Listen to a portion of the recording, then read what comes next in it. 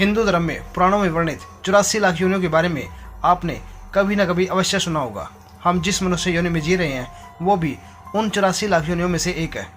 माना जाता है कि 84 लाख योनियों के बाद हमें मनुष्य जीवन मिलता है, जिसके चलते मनुष्य को अच्छे कर्म कर उसका सदुपयोग करना चाहिए। तो चलिए आज हम आपको इन 84 लाख योनियों के रहस्य के बारे में बताते हैं, तो बने रहिए वीडियो में मेरे साथ। 84 लाख योनियों का प्रमाण हमें पद्म पुराण के एक श्लोक में मिलता है। यह श्लोक बताता है कि इन 84 लाख योनियों में 9 लाख जलचर यानी कि पानी में रहने वाले जीव जंतु, 30 लाख पशु, 20 लाख पेड़ पौधे, 11 लाख कीड़े, 10 लाख पक्षी व 4 लाख मानवीय नस्ल है, यानी कि कुल 84 लाख योनियां हैं। एक जीव जिसे हम आत्मा भी कहते हैं इन 84 लाख योनियों में भटकती रहती है, अर्थात मृत्यु के पश्चात वो इन 84 लाख योनियों में से किसी एक में जन्म लेती है। यानी कि जन्म के बाद किसी भी जीव को बारी बारी से एक खास योनि में जन्म लेकर चक्कर पूरा करना पड़ता है। उस जन्म के निर्धारित चक्कर पूरे होने के बाद उसे दूसरी योनि में भेज दिया जाता है। वहां पर उसे निर्धारित अवधि के मुताबिक बार बार जन्म लेकर चक्कर पूरा करना पड़ता है। अंत में वह कर्मों के आधार पर देवता, दैत्य या मनुष्य के रूप में जन्म लेती है। इस योनि में आने के बाद आत्मा 4 लाख बार इसी योनि में जन्म लेती रहती है। ये तो हम सब जानते हैं कि आत्मा अजर और अमर है।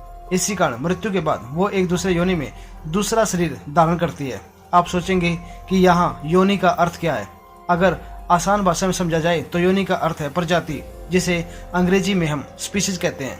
अर्थात इस विश्व में जितनी प्रकार की प्रजातियां हैं उसे ही योनि कहा जाता है। इन प्रजातियों में न केवल मनुष्य और पशु आते हैं, बल्कि पेड़ पौधे, वनस्पतियां, जीवाणु, विषाणु इत्यादि की गणना भी इन्हीं 84 लाख योनियों में की जाती है। आज का विज्ञान बहुत विकसित हो गया है और दुनिया भर के जीव वैज्ञानिक वर्षों की शोधों के बाद इस निष्कर्ष पर पहुंचे हैं कि इस पृथ्वी पर आज लगभग 87 लाख प्रकार के जीव जंतु एवं वनस्पतियां पाई जाती हैं। अब आप सिर्फ ये अनुमान लगाइए कि हमारे हिंदू धर्म में ज्ञान विज्ञान कितना उन्नत रहा होगा कि हमारे ऋषि मुनियों ने आज से हजारों वर्ष पहले अपने ज्ञान के बल पर यह बता दिया कि 84 लाख योनियां हैं, जो कि आज की उन्नत तकनीक द्वारा की गई गणना के बहुत निकट है। जो भी जीव इस जन्म मरण के चक्कर से छूट जाता है उसे आगे किसी अन्य योनि में जन्म लेने की आवश्यकता नहीं होती, उसे ही हम मोक्ष कहते हैं।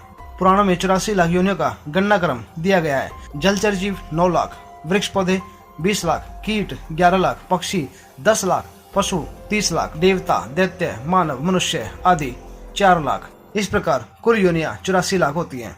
84 लाख योनियों को आचार्यों द्वारा 2 भागों में बांटा गया है। इसमें से पहला योनिज और दूसरा है आयोनिज, मतलब 2 जीवों के संयोग से उत्पन्न प्राणी को योनिज कहा जाता है, और जो अपने आप ही अमीबा की तरह विकसित होते हैं उन्हें आयोनिज कहा जाता है। इसके अलावा मूल रूप से प्राणियों को 3 भागों में बांटा जाता है।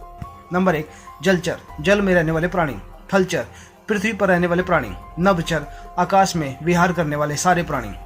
मनुष्य योनि को मोक्ष की प्राप्ति के लिए सर्वाधिक आदर्श योनि माना गया है, क्योंकि मोक्ष के लिए जीव में जिस चेतना की आवश्यकता होती है वो हम मनुष्य में सबसे अधिक पाई जाती है। हालांकि आचार्यों ने कहा कि ये अनिवार्य नहीं है कि केवल मनुष्य को ही मोक्ष की प्राप्ति होगी, अन्य जंतुओं अथवा वनस्पतियों को नहीं।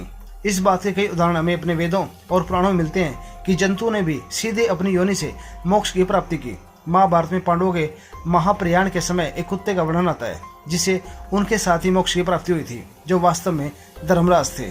महाभारत की कृष्ण लीला में श्री कृष्ण ने अपनी बाल्यावस्था में खेल खेल में यमल एवं अर्जुन नामक 2 वृक्षों को उखाड़ दिया था। वो यमला अर्जुन वास्तव में पिछले जन्म में यक्ष थे, जिन्हें वृक्ष योनि में जन्म लेने का श्राप मिला था। हमें इस बात पर गर्व होना चाहिए कि जिसको सिद्ध करने में आधुनिक पाश्चात्य विज्ञान को हजारों वर्षों का समय लग गया, उसे हमारे विद्वान ऋषि मुनियों ने सहस्त्रों वर्षों पूर्व ही सिद्ध कर दिखाया था। दोस्तों, अगर आपके ज्ञान में कुछ वृद्धि कर पाया हूं तो चैनल को सब्सक्राइब करें। धन्यवाद।